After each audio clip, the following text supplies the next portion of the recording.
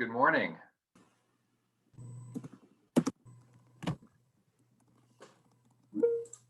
Hi there. Hi. Hey, Nick. Hey, Gina. Hey, Brad.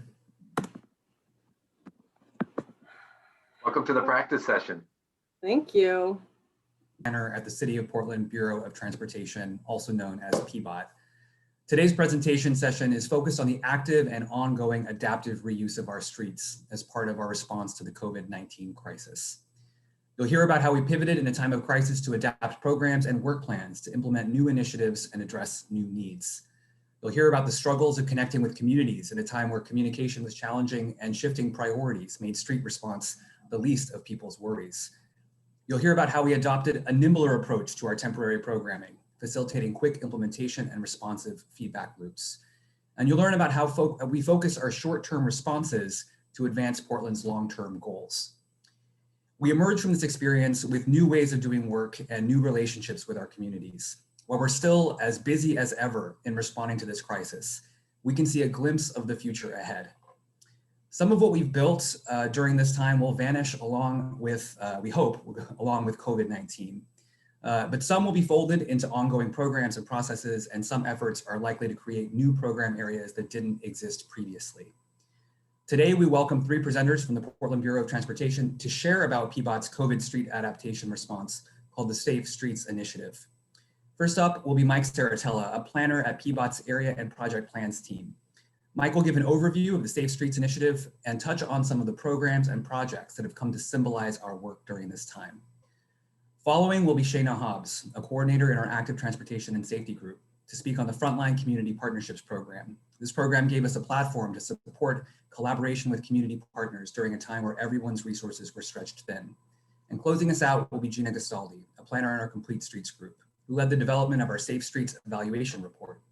She'll share our assessment of the key program areas, report on the community response to our efforts, and reflect on how this informs where we go from here. Afterwards, we'll have a question and answer period with all of you in attendance. During the presentations, please use the chat feature to post your questions as they come up to you.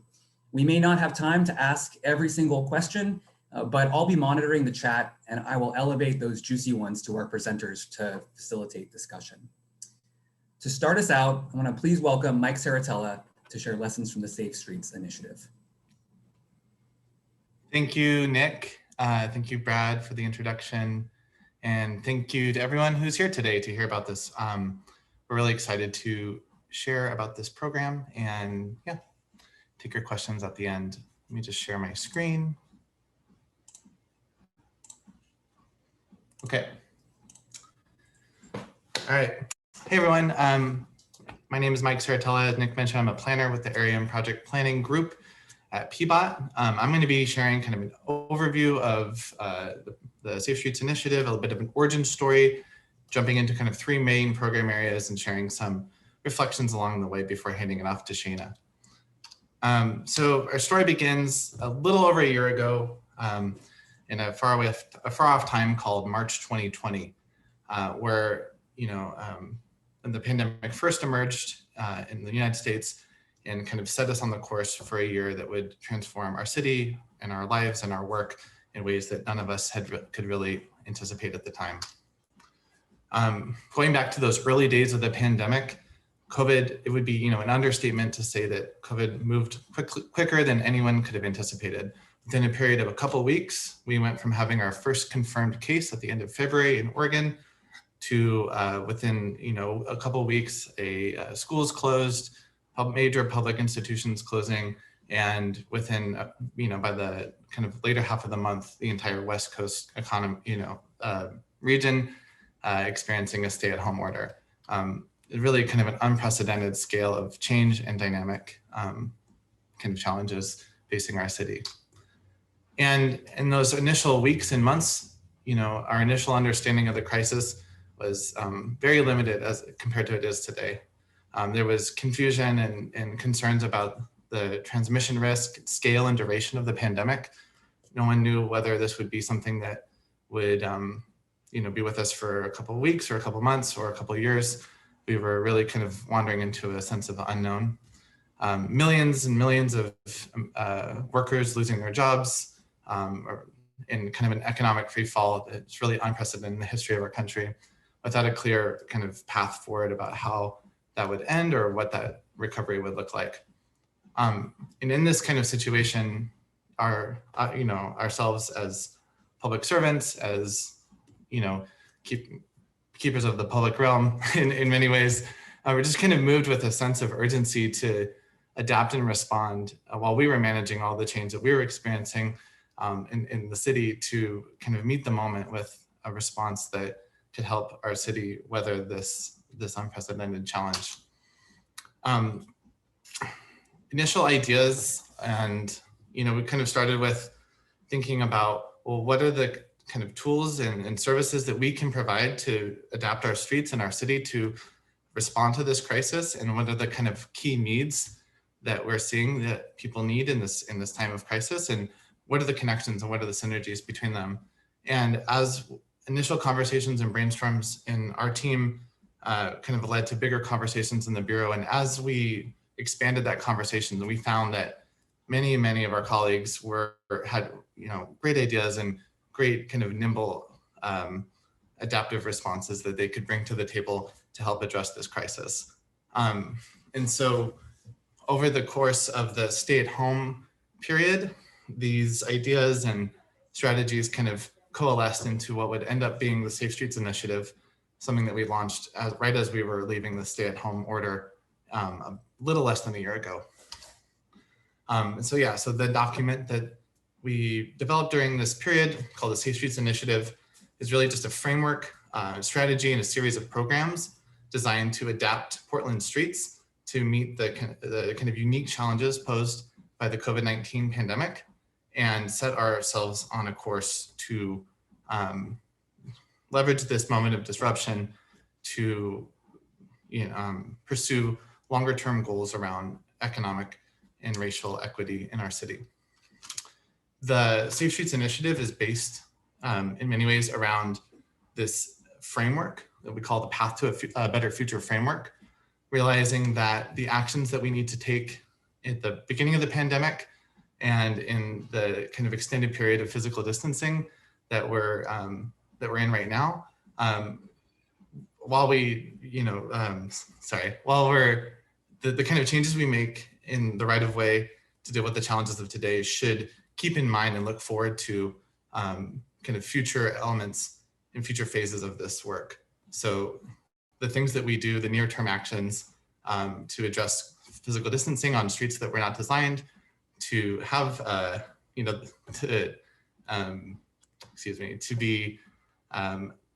meet the needs of the challenges of the pandemic. How can those changes help support a more just economic recovery period following this pandemic and lead us towards a better future?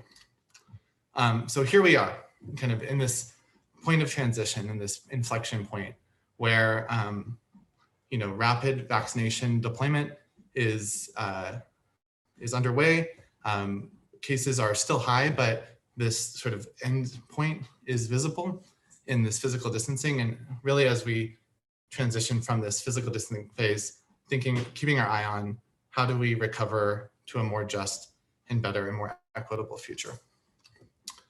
The Safe Streets Initiative and kind of what we'll be kind of focusing on today really emphasizes this period of adapting our streets for physical distancing, kind of in response to this ongoing challenges posed by the pandemic.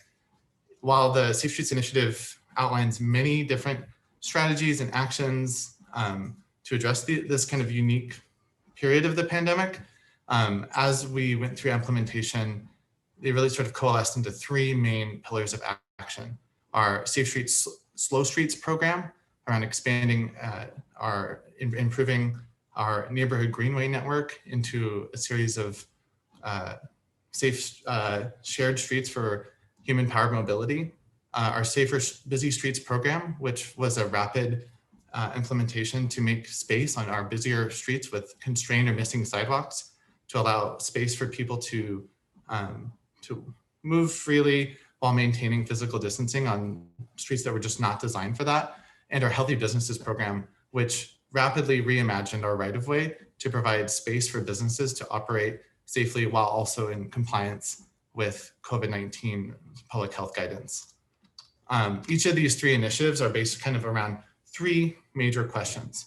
For slow streets, we asked ourselves, how do we support safe and healthy travel options for people to meet their daily needs? If you can remember back to those initial weeks, concerns about, physical distancing on sidewalks, concerns about using public transit, were kind of really front and center in people's minds. And so how can we create safe walking and biking routes for people to meet their daily needs in their community?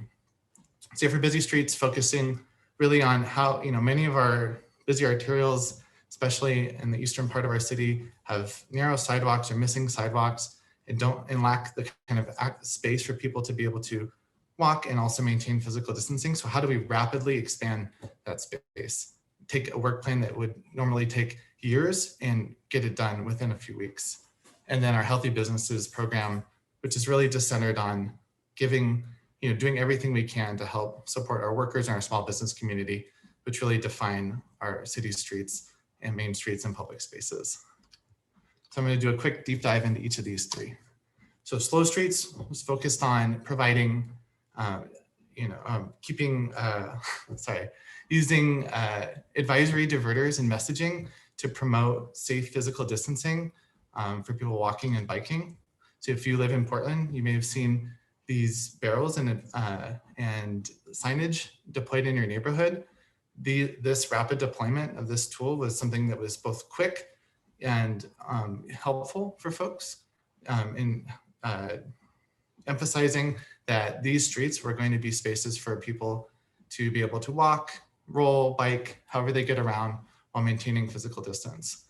In addition to the regulatory elements here, the local access only and the advisory diverters, we also deployed signage to help really emphasize the kind of public health behavior that we wanted folks to see on this street.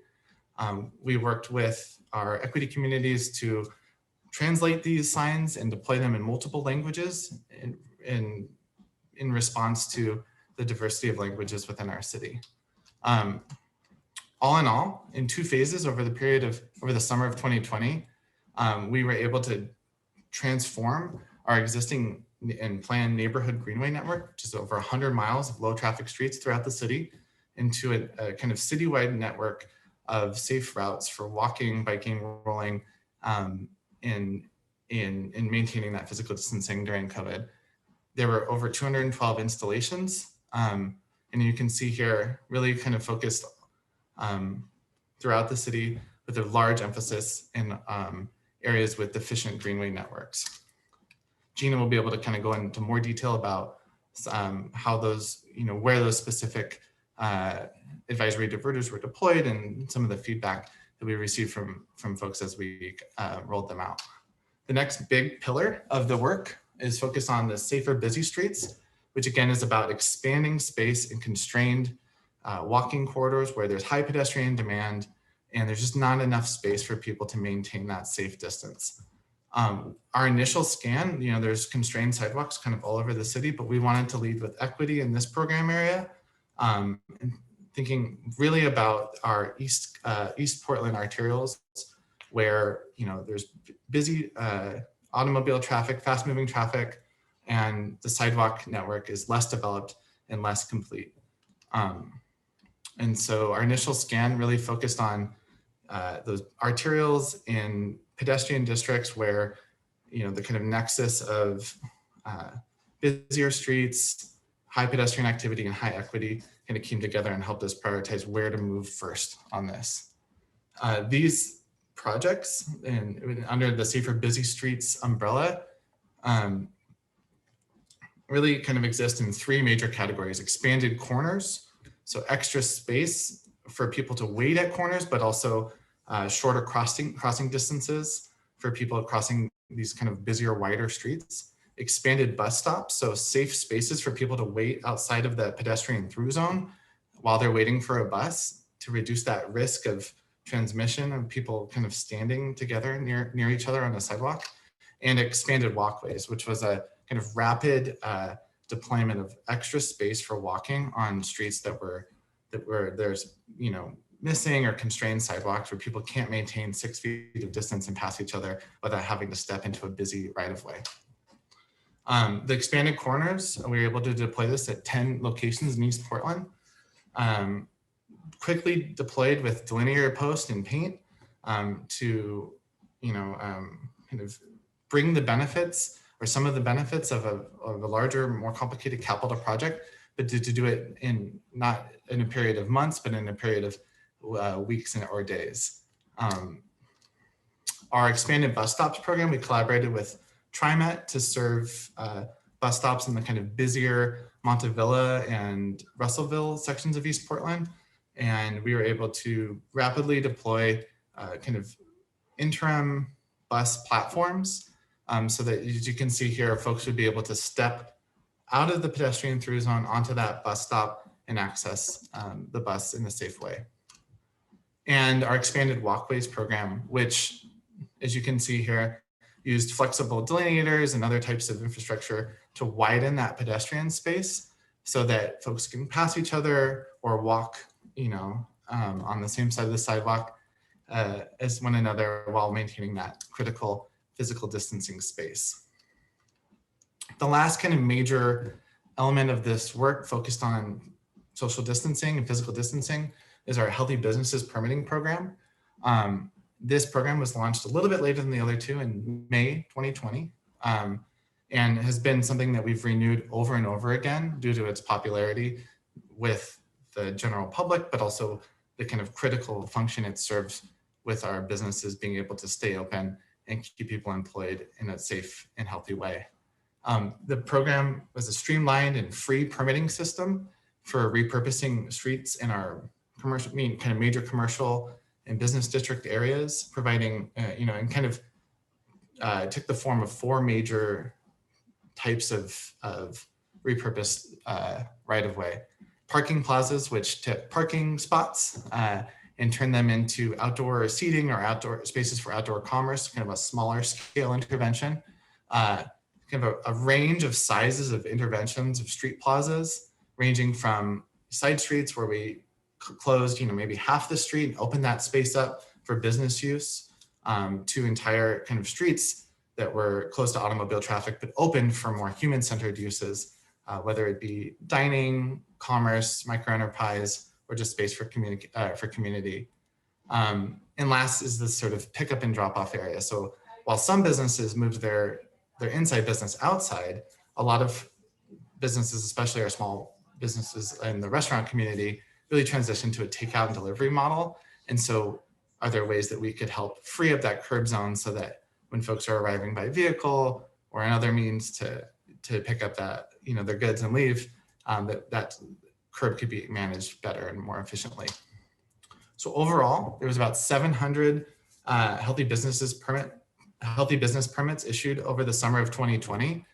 And what we found is most of these were kind of clustered in our central city business districts and kind of our historic inner neighborhood Main Street areas. This is something that we saw was like the adaptation, or the sort of adoption at this scale, and this was really kind of unprecedented for us. We didn't expect for this to be such a popular program, and we were really pleased about how we were able to provide this service and how needed it was for our businesses to survive.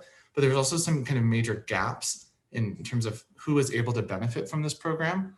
And Shaina will be going into that in a little bit more depth in her presentation about how we brought extra resources to the table to expand the benefits of this program beyond these kind of established Main Street districts. As I mentioned, parking plazas were the most kind of common, most popular adaptation of space for outdoor business. So here's a picture here of Parque No on Mississippi that was able to repurpose just a couple parking spots and turn it into a pretty lively outdoor plaza space.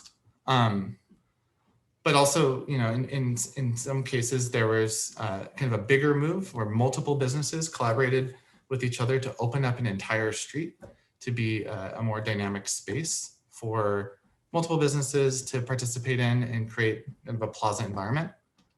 And while a lot of those were focused on restaurant uses, there was also, many cases where these spaces were able to be used for community activation for non-commercial uses, and also to host kind of pop-up markets and provide a low to no barrier opportunity for micro enterprise to thrive.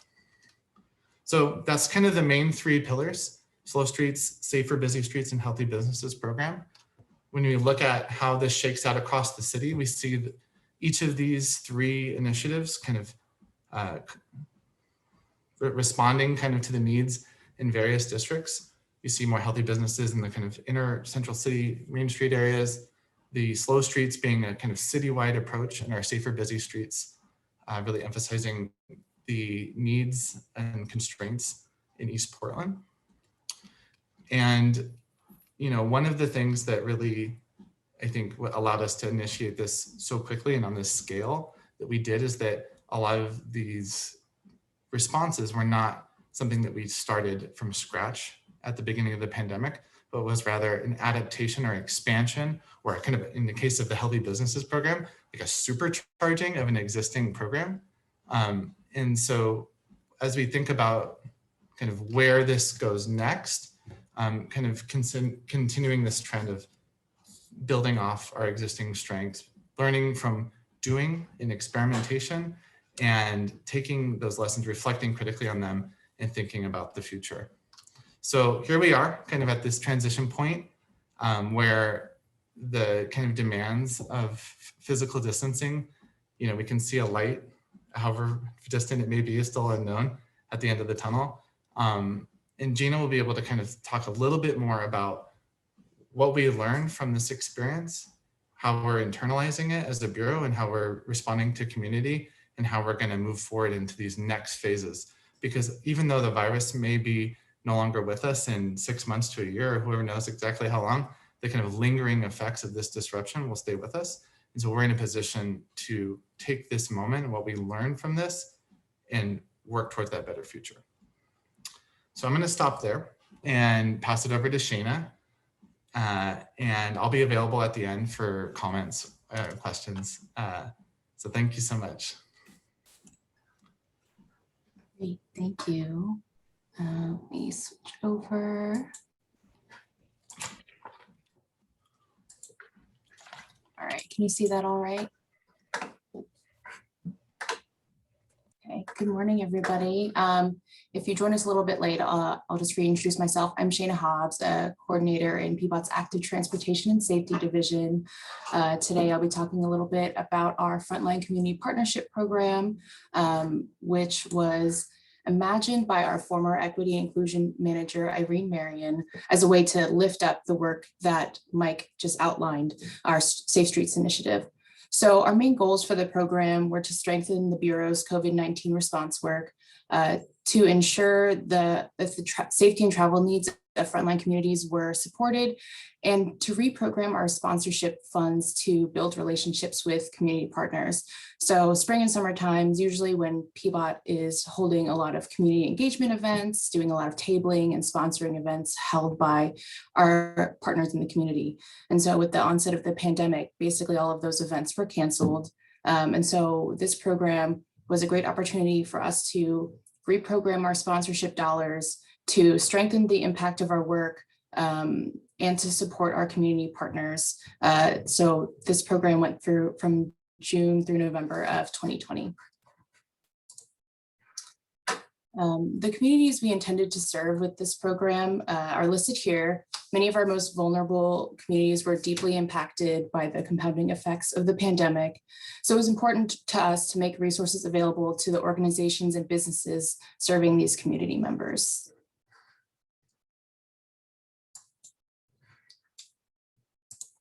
So last June, PBOT received letters of interest from community-based nonprofits and businesses who were interested in partnering with us.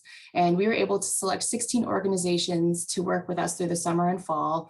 And so you can see their logos here. It's a great mix of organizations and businesses. Really proud that we were able to make this happen.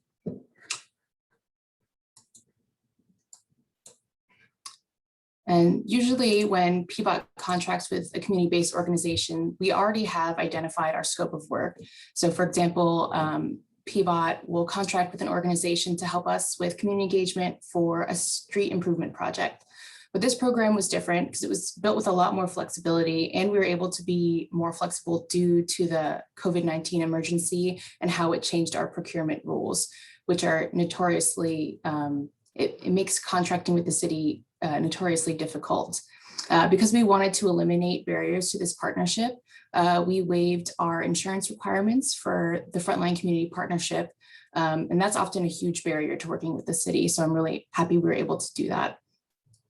We also provided all of the organizations with a project menu of about 10 different projects. So they were able to help design the scope of work based on what they were interested in and what they had capacity for. Because as we all know, everyone was kind of strapped last summer trying to figure out how we were going to respond to COVID. You know, a lot of the organizations that we worked with were doing COVID response of some sort, like distributing meal boxes, providing healthcare information, and other things like that.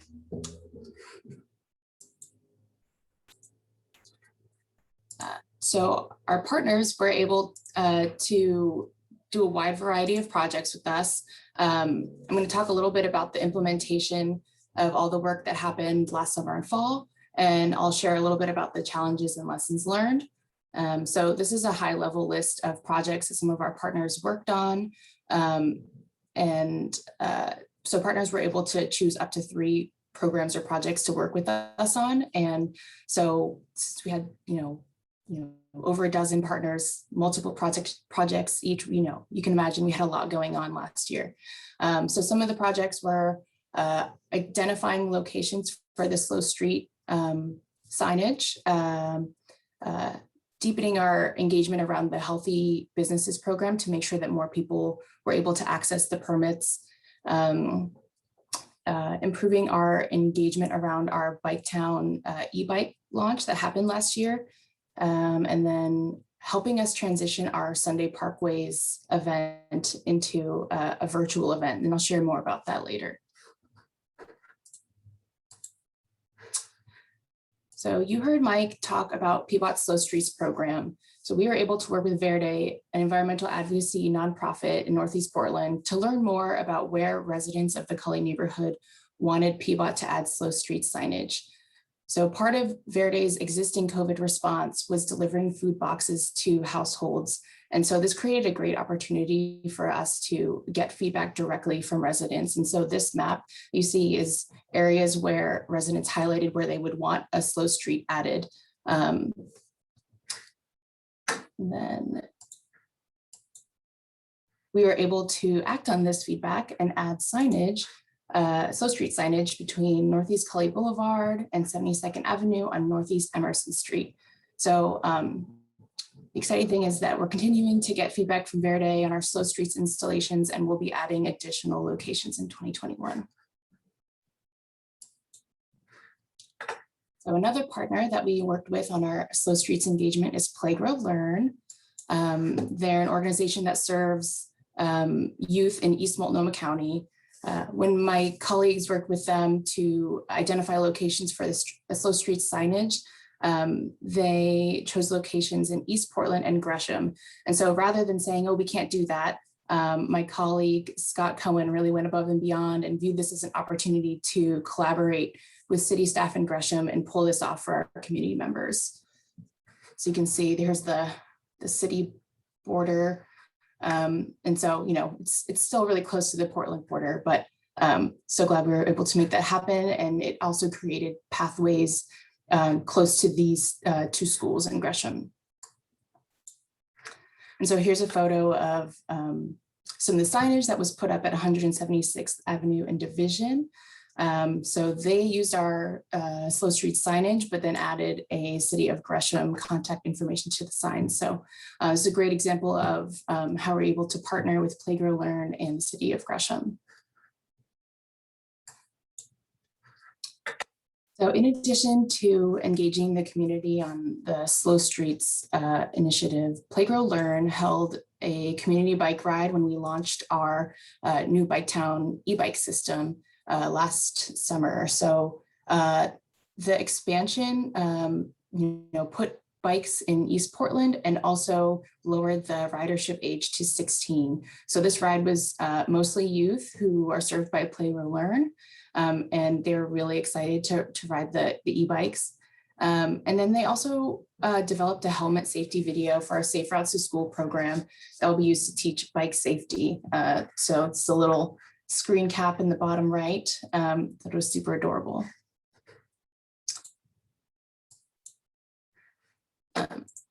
Through the Frontline partnerships, we also had the pleasure of working with Kianda McQuarters, a community leader from Portland's chapter of Black Girls Do Bike. For over 10 years, PBOT has held our Sunday Parkways events, a series of outdoor events where we close streets to car traffic and allow community members to walk and roll. And there are typically performers and fitness activities happening in the adjacent park spaces. And so because of the pandemic, we had to go virtual. So we held a lot of fitness classes, and we hosted a lot of local Portland talent online. And so Kianda held several online yoga classes for us, and she also hosted some community bike rides. And so Kianda is a great example of a new partner that we were able to build a stronger relationship with through this program. And we hope to collaborate with her again in the future. And the last example I'll share before diving into our healthy businesses work is the community walking and rolling map that we developed with Division Midway Alliance. Division Midway Alliance is a place-based nonprofit that advocates for equity and economic prosperity in the Division Midway district. They identified locations that are important for community members, and we highlighted comfortable walking and rolling routes in our new 130 Greenway and created a map. And so Division Midway Alliance translated the maps into Arabic, Burmese, Karen, Nepali, and Spanish, along with some COVID-19 health guidance. And they've been providing printed and digital copies of this map to community members.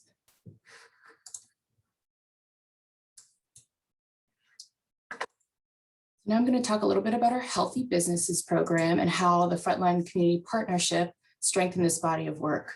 Early on during the rollout of this program, we realized there were gaps in where business owners were requesting permits for outdoor dining or outdoor vending space.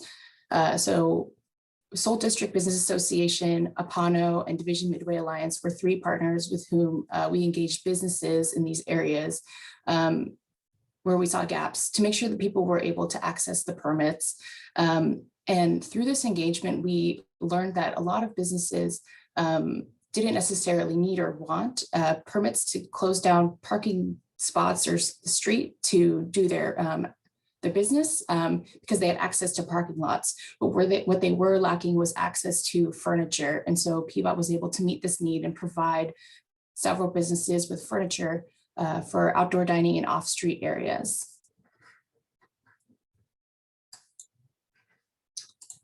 And through our work with Seoul District Business Association to develop an outdoor plaza supporting Black, Indigenous, and people of color owned enterprises, PBOT secured additional funding through NACDO's Streets for Pandemic Response and Recovery Grant. These additional resources really allowed us to strengthen the work we are already doing through the Frontline Community Partnership. The funds also allowed us to support additional outdoor dining spaces in Albina, a historically Black neighborhood in Portland, and invest in placemaking. And I'm going to share a little bit about the Dream Street Plaza, which we collaborated with several businesses and the Seoul District Business Association to roll out in off of Northeast MLK Junior Boulevard. So here's some photos of the plaza on its opening weekend. So in the fall, there were over 5 weekend events, and there was space for Black-owned micro enterprises to come and vend and really get the economic stimulation that a lot of people had been lacking through the first several months of the pandemic. So we partnered with Seoul District Business Association, Greenhouse Gallery, Old Town Brewing, and Champions Barbershop. And the mural that's featured in the bottom right was actually designed by Cole Reed, the owner of Greenhouse Gallery. Got some more photos here. So this is a before photo of the space. You see there's already some outdoor dining spaces, but with the resources that we were provided through the NACTO grant and with our partnership with the surrounding businesses, we were really able to make the space come to life. So you'll see these outdoor spaces are really, now they have shade and vending, and there's some temporary foliage that was provided by Bureau of Environmental Services. So this really allowed us to just pull a bunch of resources together to create this great space supporting BIPOC vendors and businesses. Here's another great before and after. So the mural just really looks great. People were really happy to have a space to vend and also just catch up with other, their neighbors who they hadn't seen in months. And so for lessons learned from creating this plaza, so we learned that, while we can provide all of the material resources, the success of a space really hinges on having someone who is willing to do the programming and really activate the street, bring people there, or else, you're just going to have a bunch of stuff and no one's going to, be in the street, which is not what we want. I think I can share this, Mike, maybe, but this is the plaza is coming back in 2021. And it will be stewarded by Cole Reed from Greenhouse Gallery. So we're really excited for this plaza to come back and support businesses in the Albina neighborhood. So we also learned that smaller streets with active frontages make great plaza environments. They're comfortable.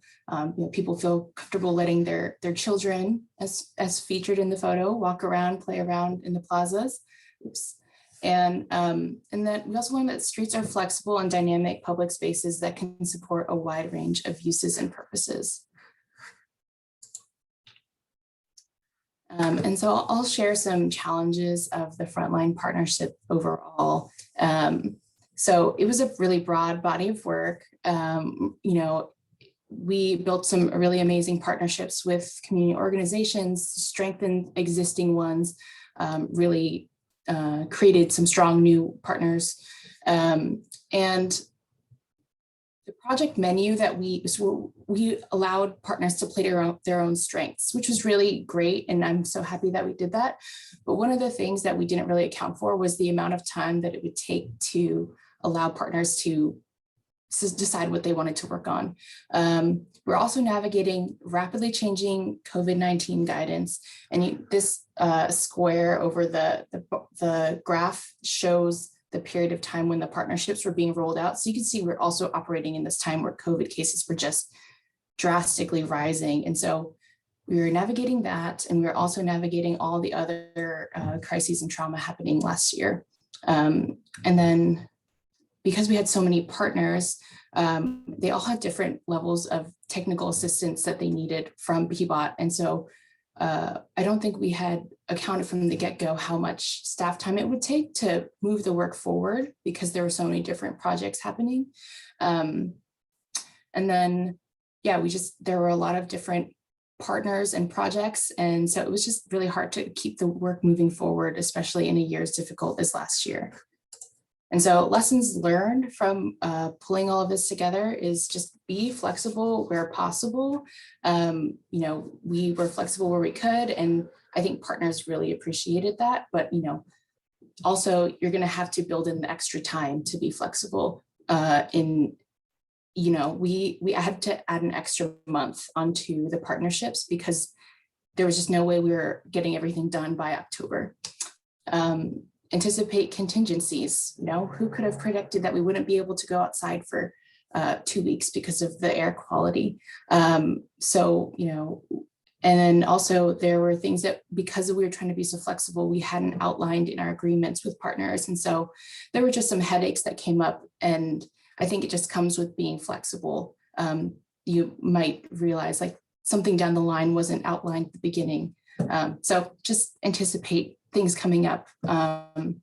eliminate barriers for partners when possible. So eliminating the insurance requirements was huge.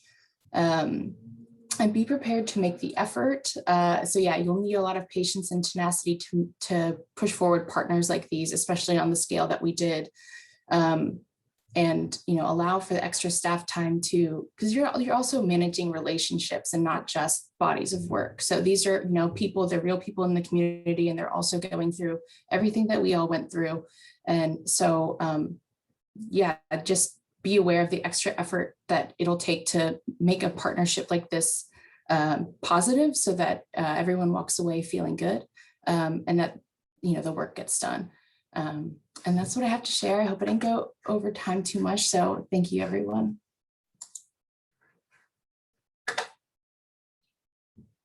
I'll pass it to Gina. Thanks, Shaina. I'm going to share my screen. Thanks everyone for joining our session. It's nice to see some friends and familiar names on the list. My name is Gena Gastaldi. I'm a transportation planner on the Complete Streets team at PBOT, and I led the evaluation work of our Safe Streets initiative. So I'm just going to go over kind of what we learned and some key takeaways. So I'll start with the Healthy Businesses work. Thanks to Mike for that really great introduction on the program. So the evaluation was really focused on the May to October of last year. And as Mike said, we had 688 healthy business permits during that time. The most common being that parking space. I think if you're in Portland, you see that those are kind of everywhere. And 20%, so about 134 of the permits that we issued were to Black, Indigenous, and people of color owned businesses. So I'm just going to jump right into the evaluation work. So we did a public survey. Hopefully some of you saw these stickers that were kind of all over town. We used a slick text, a text message based survey application. We advertised for the Healthy Businesses survey using 300 sidewalk stickers all around town, kind of in these central business districts. And in the 6 weeks that the survey was open, we got over 3,100 survey responses, which we were really pleased with, especially considering this was during the smoke and some of the stay-at-home stuff. And then we got almost 400 comments received as well. And then we also did interviews with permit holders. So we got to conduct 30 interviews, and I'll go into a little bit of info about that. So here you can see kind of the distribution of where the permits were located. Last year, the red dots are permits. So about 30% were in Southeast Portland, about 24% were in Northeast. And as you can see, as Shaina mentioned, we didn't have much in East Portland, but found other ways to kind of work with communities out there. And so when we asked folks in the survey, did you visit a healthy business permit holding business that was doing, some sort of business in the street or on the sidewalk, 92% of survey respondents said yes. And when we asked folks if they felt safe visiting these businesses, given the concerns of COVID-19, 78% said yes. And when we asked folks if they felt safe traveling on a sidewalk near a business, given the concerns of COVID-19, 79% said yes, they did feel safe. And then this last one was a number that we were really excited about. So when we asked folks, as COVID-19 continues to impact businesses, should we keep, remain open the street space for businesses to use? And 94% said yes. And we were really excited about this. We don't get 94% kind of positive rate on anything. So we took that as a win. And again, we got 368 comments. We sorted through them and they were overwhelmingly positive. About 78% were supportive of the program, which you can see a snippet here of one of the survey responses. 12% of the comments we received were not supportive and about 10% were neutral. And of the concerns that we did hear, parking, accessibility, and congestion on the sidewalks were some of the top concerns. So then I'm just going to jump into a snapshot of the permit holder interviews. If you're interested in reading more of these, I'll share a link to the full evaluation report where we go into a lot more detail. So Guero's over on 28th and Division, they had a side street plaza you can see down below. And they said, the city of Portland's been really flexible, really amazing, 5 stars. And, it's a great outdoor space. Stormbreaker had 2 locations over on Beach Street and St. John's. So the beach location was able to add 60 seats with 14 tables. And between the 2 locations, they were able to bring back their entire staff plus 20 new employees. So just huge testament to how much this program helped them out. And they said they would be in deep trouble without it.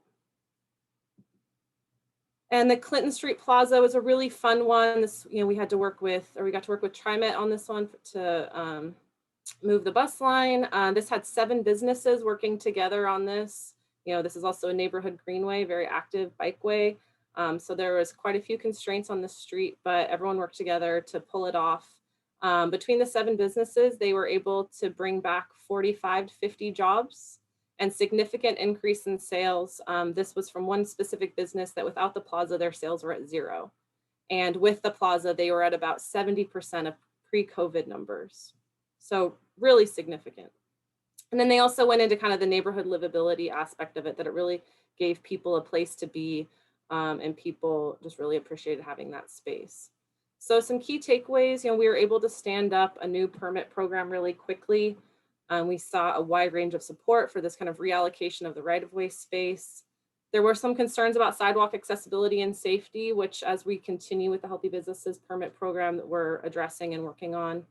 And the parking trade-offs that was kind of a different moment. And as parking demand increases, that's a conversation that we'll be having. So again, just super quick with the safer busy streets overview, the corners, the bus platforms, and then these expanded walkways. Catch up my notes over here. So you can see here that all the installations were in high equity scoring areas using the PBOT equity matrix. Again, we did a public survey advertised using the sidewalk decals and then used the slick text application for the survey itself. And we received 137 survey responses and 35 comments. So we asked folks if they felt that it was easier to maintain physical distance with the expanded corners, and 64% said yes. And then the expanded walkways, as Mike mentioned, we had some in Montavilla and kind of out in the Gateway area. We ended up removing the Montavilla expanded walkway due to community feedback. And so, I think that's an important point, that this was really nimble and kind of, there wasn't a lot of community engagement in the front end. So having to get, getting that community response throughout the program and being able to respond to that really quickly, I think was an important point. So this figure is just for the Gateway expanded walkway. And so we asked folks if they felt like it was easier to maintain physical distancing out there, and 63% said yes. And then this survey was actually one of the first times that PBOT asked the public about harassment and violence in the street. And this is a question that we're going to continue to explore and improve our understanding of personal safety in the right-of-way. So when we asked about safety and harassment, 64% of respondents who identified as members of the BIPOC communities reported not feeling safe, compared to only 27% of respondents who are not members of BIPOC communities. And then of the respondents who preferred not to say whether they were BIPOC or not, most, 71%, said that they did not feel safe. So key takeaways, the public feedback really varied, versus that corner versus the expanded walkway, with the expanded corners receiving the most positive feedback. Mike touched on that we were using a couple different kinds of infrastructure, the wave delineators and the posts. We found that the installations that looked and acted a little bit more permanent were more successful. So the wave delineators in Montavilla weren't as effective. And that was, I think, partially some of the kind of negative community feedback we got on those. And then based on the pedestrian counts that we did, the safer busy streets didn't increase pedestrian traffic. However, due to the comments that we received, they definitely made people feel safer and more comfortable on that space. And then based on the survey responses, PBOT, we have a lot to consider about harassment and feelings of safety on our busy streets. And then as Mike mentioned, our Slow Streets program, great photo from Bike Portland here. So 122 of the 212 slow streets advisory signage installations were in a high equity scoring area, so 7 or higher on the equity matrix, as you can see in the graphic here. And again, we did a public survey. However, this one was advertised using lawn signs, and we received 985 survey responses during that 6-week period and 228 comments. We also had an 823 safe line set up for folks to leave comments. So you can see here, this is the survey response count by zip code. So you can see in the darker blue, we received a lot of survey responses from the kind of inner and mid, southeast and northeast parts of town, and quite a few in North Portland as well. So when we asked folks if they were able to maintain physical distancing on slow streets, the majority, 69%, said yes, they felt that they were able to maintain a safe physical distance. And then when we asked if folks felt safe from harassment and violence on the streets, again, about 65% said yes, they did feel safe. So only about 10% of survey respondents identified as members of BIPOC communities, and 12% preferred not to say. So whether members of BIPOC communities or not, respondents answered similarly on questions of safe physical distancing. And those respondents who preferred not to identify their race reported feeling the least ability to maintain safe physical distancing. And again, the report goes into more detail on this if you have specific questions. Those identifying as members of BIPOC communities were less likely to feel safe from harassment and violence, with 60% reporting feeling safe compared to 74% of those not identifying as members of BIPOC communities. And as with the previous question, respondents who preferred not to identify their race reported feeling the least safe. And so we looked at responses to the question on safety from harassment and violence by geography. And people in East Portland reported feeling the least safe from harassment and violence, with 31% of respondents in East Portland and 23% of respondents in Northwest reporting that they do not feel safe from violence or harassments on the slow streets. And this is compared to only 5% in Southwest Portland and North Portland as well, who answered no to this question. So some pretty interesting stuff, and kind of one of the first times we're able to get into this level of granularity. We were also really interested in knowing if the slow streets installations had any impact on sense of community. And so we were really surprised to find out that 65% of survey respondents said that they did feel a stronger sense of community due to the slow streets installations.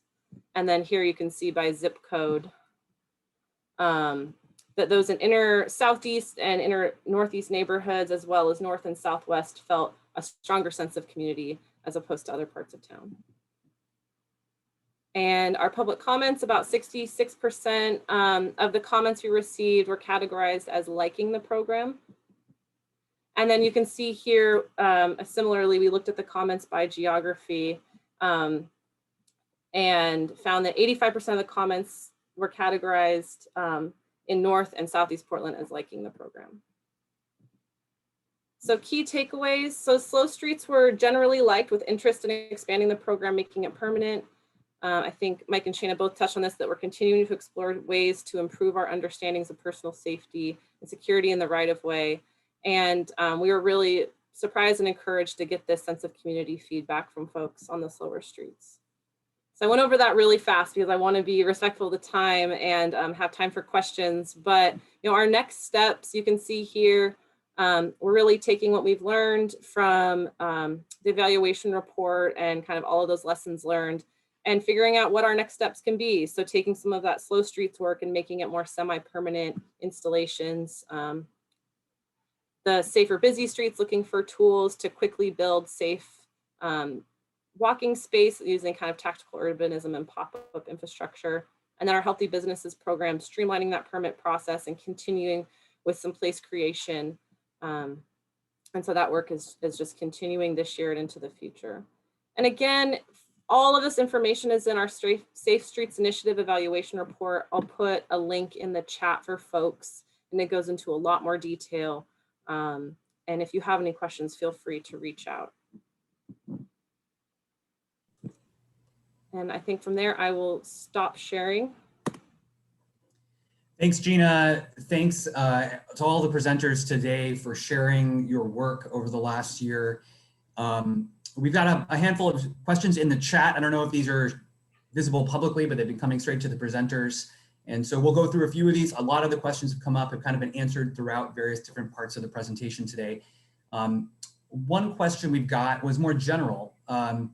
Contrary to many of the burdens associated with the pandemic, it seems like COVID has provided PBOT the opportunity to streamline many of the policies around neighborhood greenways and slow streets that are already in place. And the question is, do we agree? And I want to take this one and just kind of speak to the value of planning and policy in being responsive to emergencies and being resilient in the face of change. You know, Portland has years of strong policies supporting neighborhood greenways, supporting streets for people, and we've had existing programs that really were the seed of much of what we were doing during the pandemic. So we were able to take that background and build on it. So we weren't coming to communities with something completely new that they've never heard of or seen or thought of before, but rather we're enhancing things that they had already thought about and building on a policy background.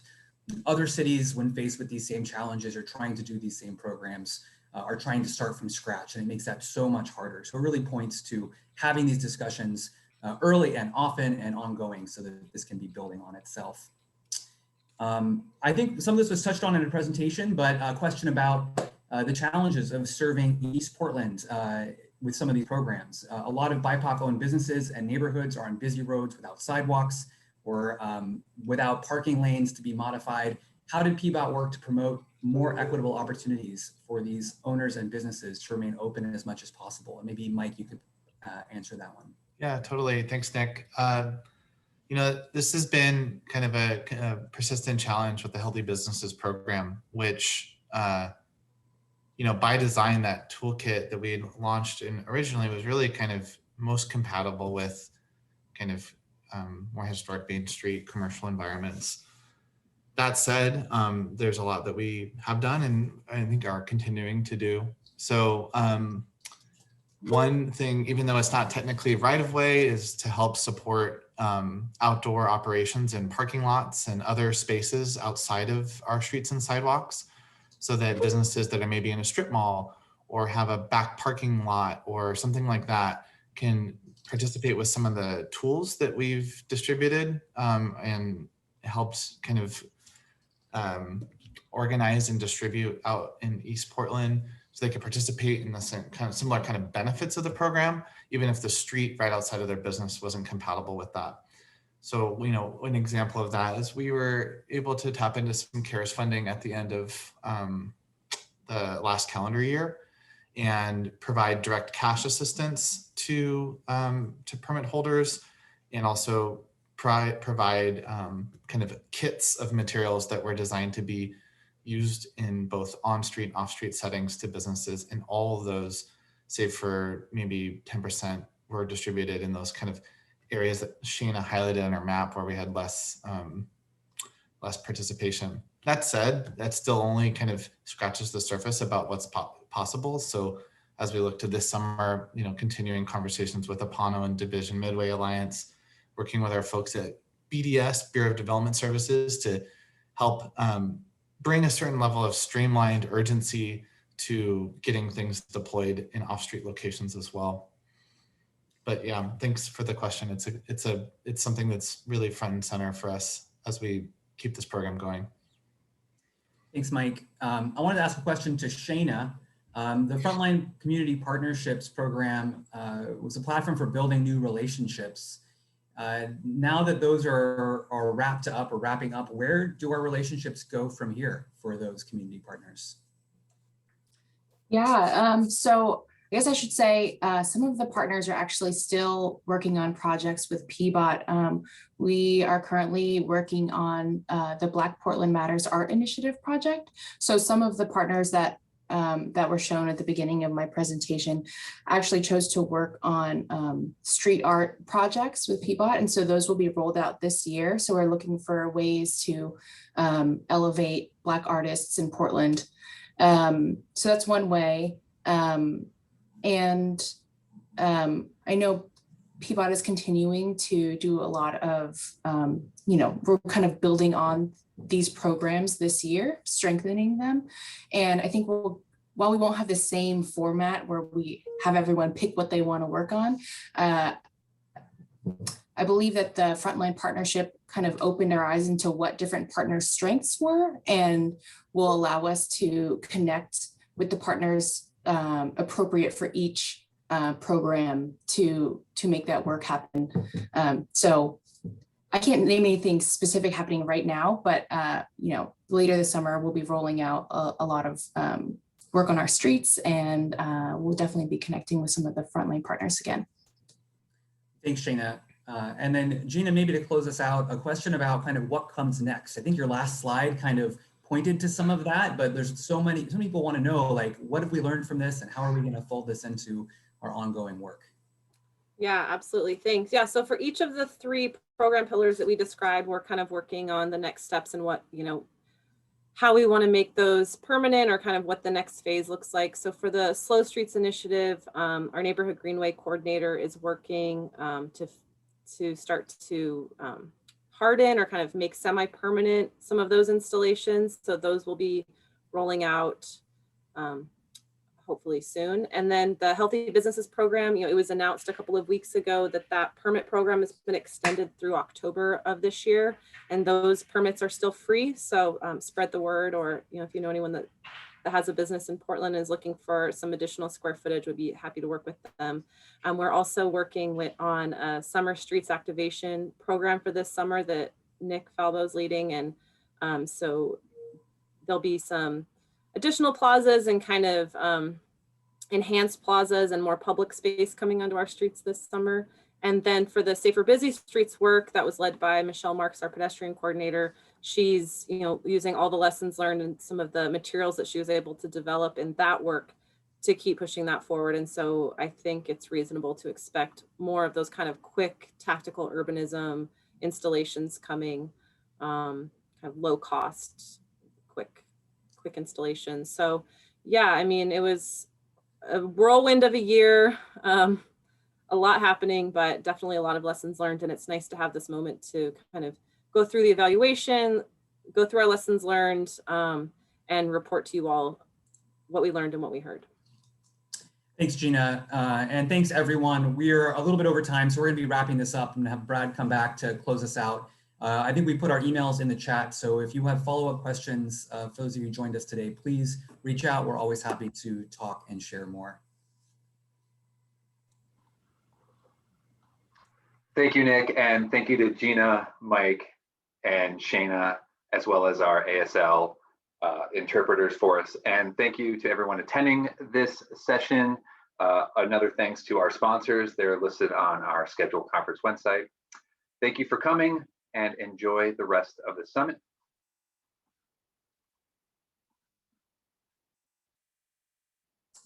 Thanks, everyone.